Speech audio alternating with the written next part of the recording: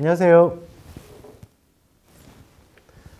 자, 오늘은 면접 전략 중에 유형별 면접 전략에 대해서 좀 대비하는 방법에 대해서 알아가도록 하겠습니다.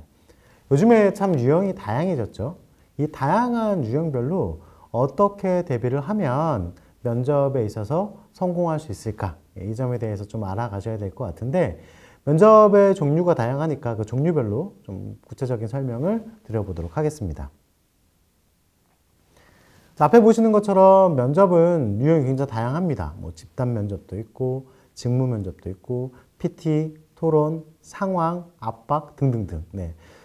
면접이라는 부분에서 제가 구조화 면접에 대해서 간단하게 소개를 해드렸는데, 이런 면접의 종류가 늘어나고 유형이 늘어났다는 것은 그만큼 지원자를 좀 세분화시켜서 관찰해 보겠다라고 생각하시는 게 될 것 같아요. 아무래도 이런 면접의 종류가 많다 보면 면접의 시간이 조금은 다소 오래 걸릴 수도 있습니다. 하지만 오히려 지원자를 정확하게 파악할 수 있는 내용이 될 수도 있습니다. 자, 그러면 여기서 눈에 띄는 면접이 어떤 면접이신가요? 네. 기본적으로 개별 면접이라든지 집단 면접이 가장 먼저 많이 이루어지는 면접이라고 할 수 있고요. PT랑 토론 면접도 많이 이루어집니다. 근데 요즘에는 상황을 주어지고 상황에 대한 면접들을 진행하는 경우도 많습니다. 예를 들면 땡땡땡한 상황이다. 어떻게 하겠습니까? 라는 질문이 있을 수도 있고요. 아니면 지금 현재 면접자와 면접관이 상황을 아예 놓고 연기하듯이 그 상황에 대해서 재현하는 방식의 면접도 진행될 수 있습니다. 그리고 본인이 실무자라고 생각하고 실제 점주들을 만났을 때 또는 사람들을 만났을 때 어떤 대화들을 하는 그런 방식도 있습니다. 그래서 결국에는 기업은 최적화된 인재를 뽑기 위해서 다양한 유형을 활용하고 있다라고 생각하셔야 될 것 같아요. 자, 먼저 집단 면접부터 한번 알아볼까요? 집단 면접은 실무 면접 볼 때 사용이 많이 되는 것 같고요. 그리고 제일 초창기 1차 면접이라고 할 수 있겠습니다. 왜냐하면 모수가 많기 때문에 그 배수에서 인원별로 하다 보면 여러 명이서 진행을 해야 면접 시간이라든지 그 다음에 유형들을 좀 쳐낼 수 있기 때문이라고 생각합니다. 자, 그러면 여기서 4명, 6명, 아까 30분 기준에 하면 시간이 짧을 수밖에 없다라고 얘기를 드렸는데 면접 시간이 길지 않고 짧을 수밖에 없다라는 걸 좀 기억을 해 두셔야 되고요. 그 다음 4명에서 있다고 쳐볼게요. 그러면 옆에 있는 지원자들과 제가 답변하는 게 맞습니다. 비교가 될 수 있습니다. 이 집단 면접은 다른 타 지원자들과 비교할 수 있는 면접이다라고 생각하시면 좋겠고요. 그러다 보니까 내가 너무 튀어야 됐나? 뭐 이런 차별화된 걸 보여주기 위해서 튀어야 됐나? 라고 생각하시는 경우들이 있는데 튀는 것과 차별화된 것은 다릅니다. 너무 튀는 행동을 하는 경우들을 발생한다면 문제가 될 수 있겠죠. 왜? 조직이라는 생활 속에서 너무 튀는 사람이 있게 되면 조직이 구성이 뭐 팀워크가 잘 이루어진다든지 그러지 않을 거고, 그리고 조직이 와야 되는 경우들도 분명히 있을 겁니다. 좀 어려운 것 중에 하나가 어떤 질문 던졌는데 A 지원자, B 지원자, C 지원자 중에 제가 답하고자 했던 부분을 답하는 지원자가 분명히 발생할 수 있습니다. 자, 그럴 때 어떻게 해야 될까요? 네, 맞습니다. 그런 지원자가 있다면 그 답변을 일단 본인도 들으시고 본인과 생각이 같다면 저도 B 지원자와 생각이 같습니다. 거기에 제 생각을 조금 더 보태자면 이라고 말씀하시면서 본인의 생각을 추가적으로 말씀해 주시는 게 중요하고요. 그 지원자들하고 너무 답변이 차이가 나는 것도 오히려 마이너스가 될 수 있으니까 사례적인 측면에서 차별화를 두시는 거, 그게 하나의 방법이 될 수 있습니다. 그 점을 기억하시고 집단 면접을 준비하셨으면 좋겠습니다. 개별 면접 같은 경우에는 면접관이 더 많고 면접자가 더 적을 수도 있습니다. 그러니까 다대 1, 이렇게 되는 경우들이 많은데요. 한 명의 면접자를 두고 1대1로 보는 경우도 있지만 면접관이 많다면 그만큼 더 심층적인 질문들이 들어올 수 있습니다. 그래서 먼저 사전에 준비해야 될 부분이 이력서, 자기소개서, 여기서 나올 수 있는 질문, 예상 질문을 최소한 한 10개 이상을 뽑아내셔야 되는데 그 10개라는 것 중에서 물론 좋은 답변을 할 수 있는 질문도 있을 거고요. 반대로 이 질문을 하기에는 이 질문을 받으면 좀 답변하기 어려워. 예를 들면 내가 학점이 낮은데 학점 낮은 거를 물어봤다. 이런 경우 같은 경우에는 답변하기 쉽지 않겠죠. 하지만 그래도 준비를 해 두셔야 됩니다. 자, 말이 나온 김에 학점이 낮은 부분이 있다라고 하면 어떻게 해야 될까요?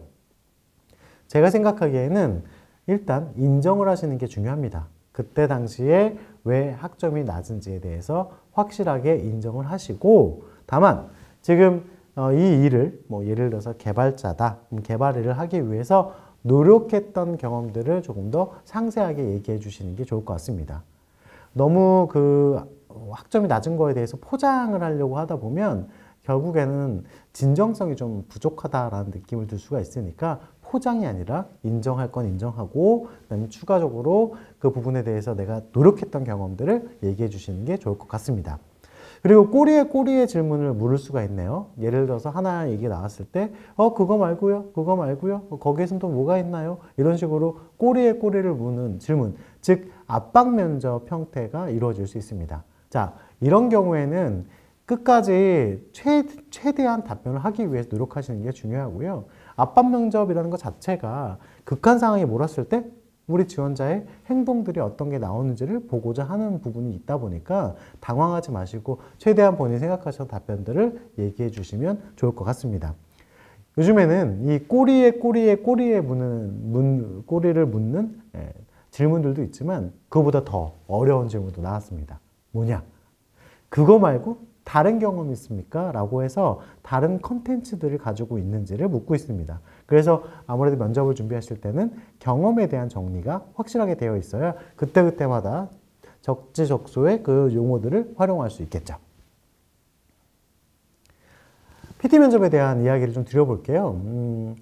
PT 같은 경우에는 어떤 기술력이라든지 전공이라든지 이런 부분을 갈 수도 있고요. 저희 같은 경우에는 직접 알고리즘을 짜는 그런 알고리즘을 짜는 그런 면접도 있을 수 있습니다. 자, 그런데 여기서 PT에 대한 유형도 한 번쯤은 알고 가야 되는 게, 요즘엔 자기소개를 PT로 시키는 경우도 있고요.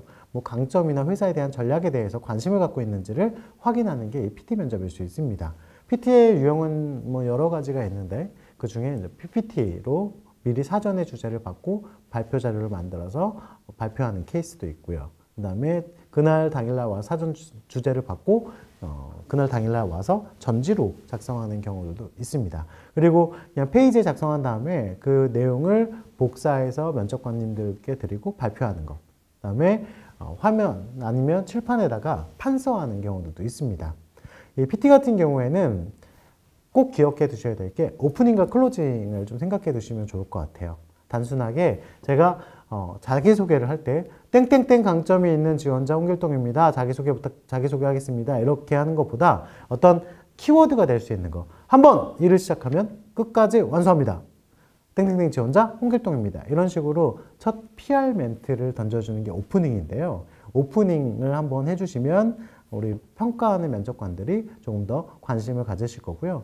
그리고 본론에 대한 얘기를 쭉 하시고 나서 클로징, 마지막에 내가 여기 들어오기 위해서 노력했던 경험들 또는 이 직무를 수행하기 위해서 노력했던 경험들을 한 번 더 제시해 주면서 마무리를 짓는 것도 좋을 것 같습니다.